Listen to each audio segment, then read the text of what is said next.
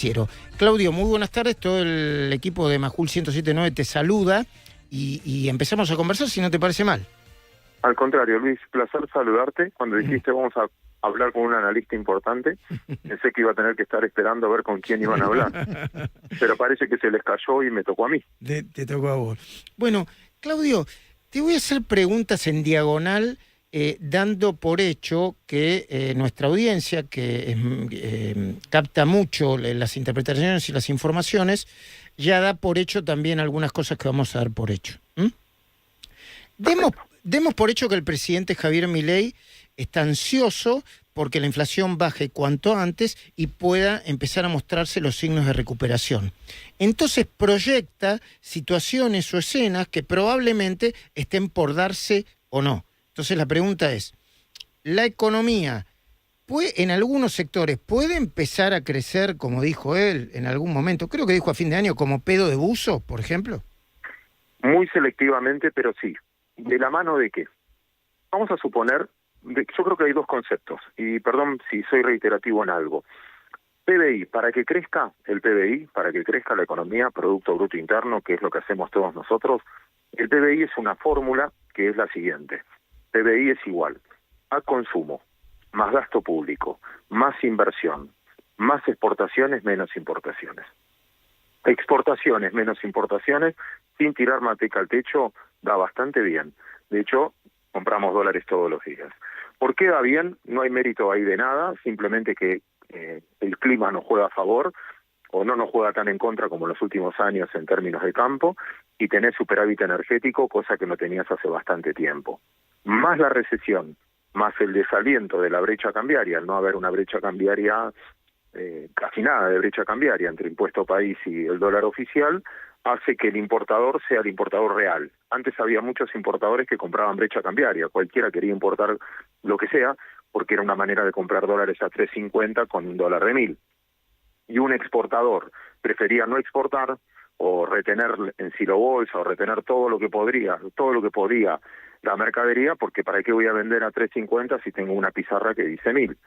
Al estar los dos parecidos, ahí tengo un dato a favor para la minería, tengo un dato a favor para la energía, para Vaca Muerta, y un dato a favor para el campo. Desde ese lado puede haber recuperación en esos tres sectores. Te repito, no dependen de una política macroeconómica, dependen de que el clima, más, bueno sí, macroeconómicamente de que no exista esa brecha cambiaria. Claro. Okay. Punto 2, el consumo.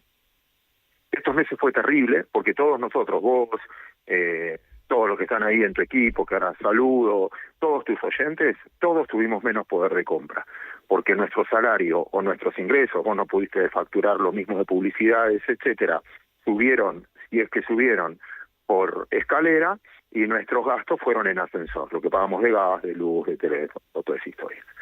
Entonces, ese poder de consumo se cayó y son los números que vos viste en marzo, estos números horribles que ves de la economía. Pero ojo, porque estás comparando con meses donde se exageraba el consumo porque nos sacábamos pesos encima.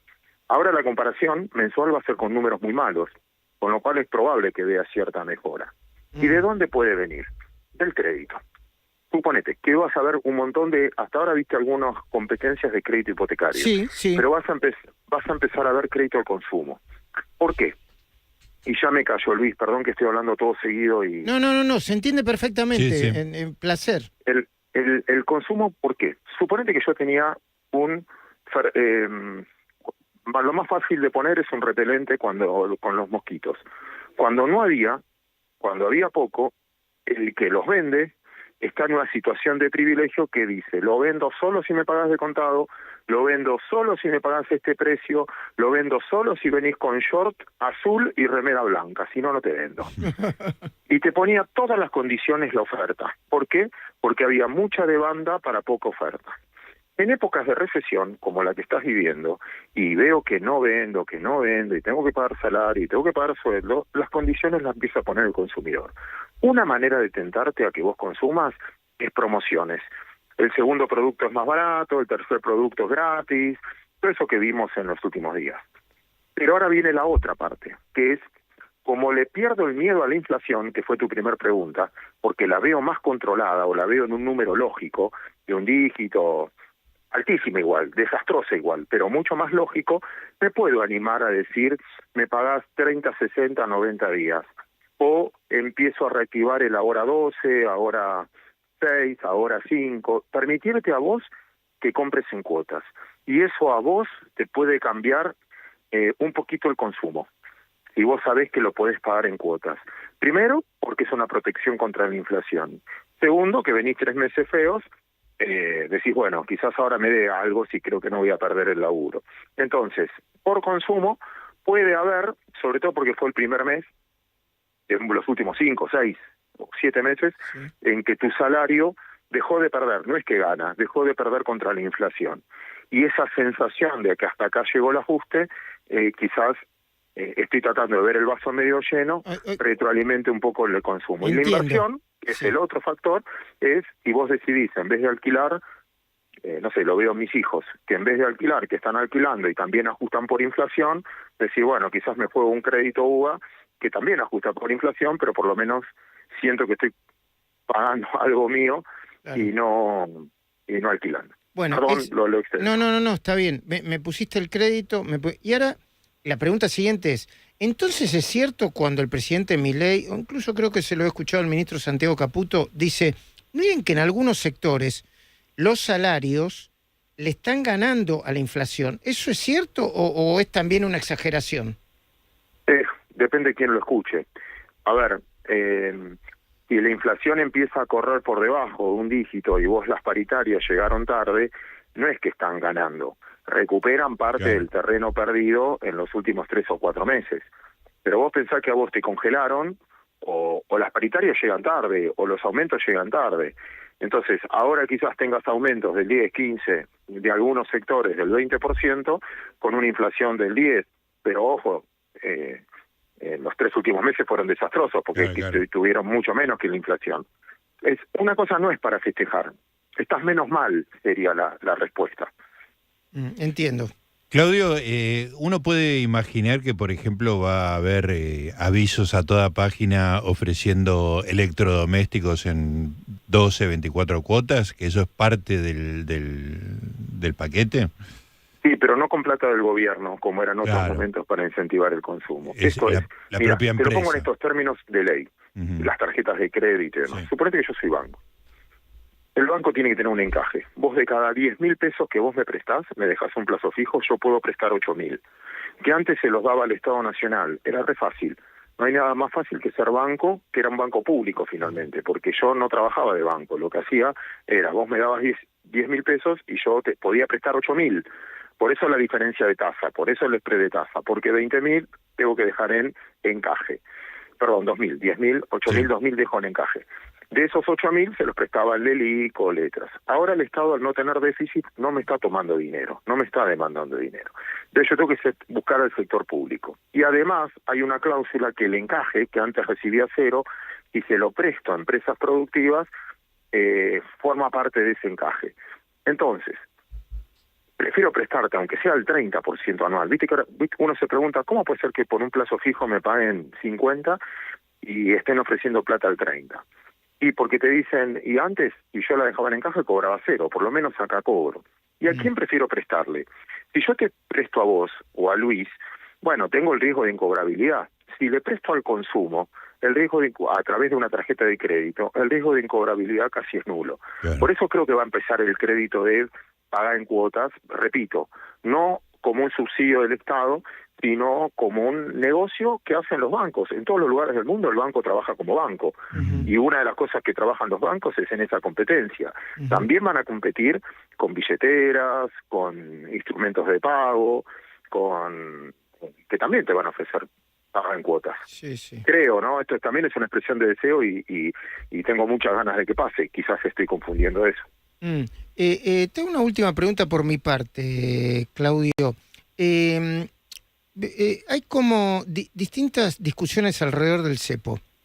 Martín Redrado dice, hay que ir saliendo del cepo de manera artesanal porque eso va a ayudar al crecimiento. El gobierno dice, palabra más, palabra menos, hasta que no consiga entre 10.000 y 15.000 millones de dólares, yo del cepo no voy a salir porque me puede morfar una corrida cambiaria y va a haber devaluación, una devaluación no querida que no quiero. Pero también Milei y Caputo dicen, che, un poco estamos saliendo artesanalmente del cepo. ¿Cómo? Pregunto a mis fuentes. Y dicen, viste que antes a los importadores no les pagaban, se le pagaba solamente al 15% de los importadores, algunos ficticios y otros no. Ahora le estamos pagando al 70% de los importadores. Yo sé que me metí en un lío, ¿no? ¿Pero eso es correcto o no? Sí, hay, por ejemplo, nosotros en el mercado de capitales, antes tenías un parking para usar dólar MEP o contado con liquidación. Hay como que van liberando de a poquito. Y los dos tienen un poco de razón, y yo estoy siendo políticamente correcto.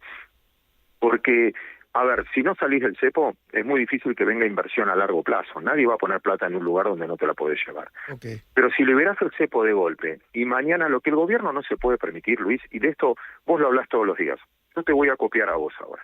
Te voy a robar información a vos. A ver. La credibilidad del gobierno se basa en el control de la inflación.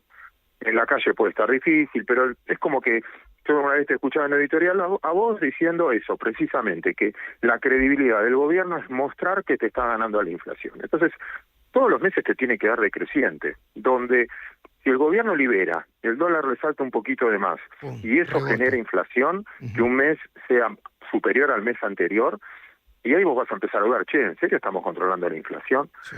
Entonces, como no se puede permitir eso, está muy bien que sea muy cauto. Okay. Tampoco exageradamente cauto porque no van a venir inversiones. Y ahora te voy a hacer, una pregunta que te va a sacar del lugar políticamente correcto. A mí esto me hizo pensar. Algo que dijo Cristina, me hago cargo de lo que digo, además de todas las tonterías que dijo Cristina, dijo, che, mientras que se audita todo y se investiga todo, ¿no se le puede al mismo tiempo hacer lo mínimo para la gente más vulnerable? Y otra cosa que parece que puso como elemento de negociación Martín Lustó, puso 3 cosas. Uno, que se le suba los saberes a los jubilados, pero no dijo de dónde sacar la plata. La segunda es que se le aumente el presupuesto a las universidades, tampoco dijo dónde sacar la plata. Y la tercera que dijo, no me parece mal si es que la transcribieron bien, que es, che, es más barato terminar las obras que ya se hicieron que paralizarlas, detenerlas y terminar con grandes sectores de esas viviendas intrusadas y sin entregarles a quien le corresponden. ¿Qué decís vos? Sí, la tercera sí, es verdad, es mucho más barato terminar la obra. Creo que eso lo dijeron que sí, que lo iban a hacer. Ajá. Que no había plata para cosas nuevas, pero terminar las obras sí. Y aparte porque hay un riesgo también legal ahí, supongo, desde el punto de vista del compromiso. Lo que hay que ver es cuánto es con plata nacional, cuánto provincial, como bien dijiste también, de dónde salen esos recursos. Sí, el presupuesto nacional, del presupuesto educativo, yo insisto con lo mismo, ahí, a ver, no es un tema de plata, es cómo se distribuye esa plata, porque siempre repito lo mismo y hasta el cansancio, casi como batalla cultural también. Vos tuviste el mayor gasto público de la historia con el mayor nivel de pobreza. El tema es quién se queda con la plata en el medio. Claro. No es un tema de cuánta plata distribuís. De la educación, ¿por qué el maestro cobra tan poco? ¿Por qué el docente cobra tan poco? Claro. Y le estás destinando un montón de plata. ¿Quién se lleva esa plata en el medio? ¿Por qué el jubilado cobra tan poco? ¿Cuántos habrán entrado por la ventana? ¿Por qué el jubilado cobra tan poco si realmente en el presupuesto dice que giraste tanta plata? Fíjate lo de trenes, y meterme en un tema, no me quiero meter yo porque no sé, en un tema complicado. Pero cuando vos decís, che, ¿la plata qué fue? ¿Cuánto fue a cortar pasto? ¿Cuánto fue y cuánto realmente se invirtió en el lugar? Entonces, en algún punto es la eficiencia. Vos aumentando la plata, si no llega al lugar donde tiene que llegar, ¿por qué los médicos ganan cada vez menos o los enfermeros no ganan? Entonces, el punto es, ¿cómo es la estructura y la infraestructura de cada uno de esos lugares? Entonces, a mí me parece que si lo que están distribuyendo es nuestra plata, las auditorías son lógicas.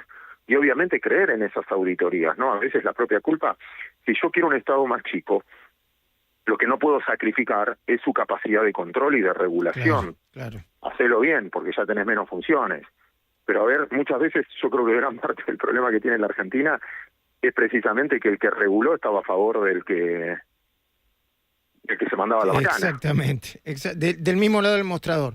Querido Claudio Suchovicki, un placer como siempre escucharte. Nos reencontramos en cualquier lugar, en cualquier estudio de televisión, en cualquier estudio de radio o en la vida también. ¿Por qué no? Un abrazo enorme a todos. 15 horas, 48 minutos. Ya está llegando la